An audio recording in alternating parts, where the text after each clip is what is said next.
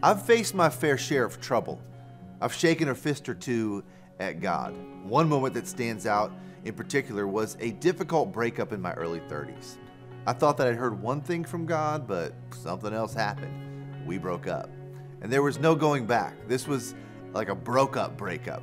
And it was over and I was confused. For some time after that, I struggled to pray because I was so sure I'd heard one thing that apparently I hadn't heard. My listener was broken. My prayer life was broken.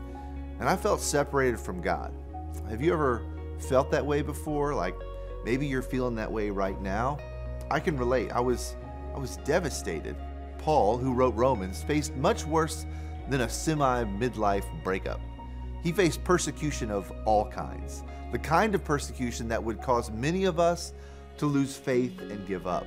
And as he's writing to a group of people who were also facing persecution and difficulty, he reminds them that God is greater than their biggest foe or failure. He says this, if God is for us, then who can be against us? That's a big if sometimes. Sometimes like in the middle of a big hard breakup, it reads more like, since God isn't for me, probably nobody else is either.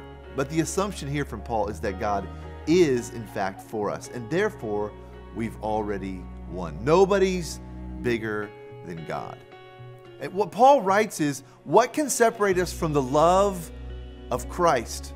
His love is a stage 5 clinger. His love holds on to us and won't let us go. It's like the Alcatraz of all loves. You can't escape it. Nothing can separate us from it. No trouble, no hardship, not even death can separate us from that love. I know breakups are tough. I know. Financial woes stink. I know loneliness is a burden. I know that family discord can be overwhelming. I get it that anxiety and despair are burdensome. But God is for you. He's on your side. And nobody can ever separate you from Him. Embrace that connection today. It's real. Nothing in all creation can separate you from Him. Don't let the enemy fool you into thinking that you've been separated from Him because of the hardship you face or the failure you've participated in.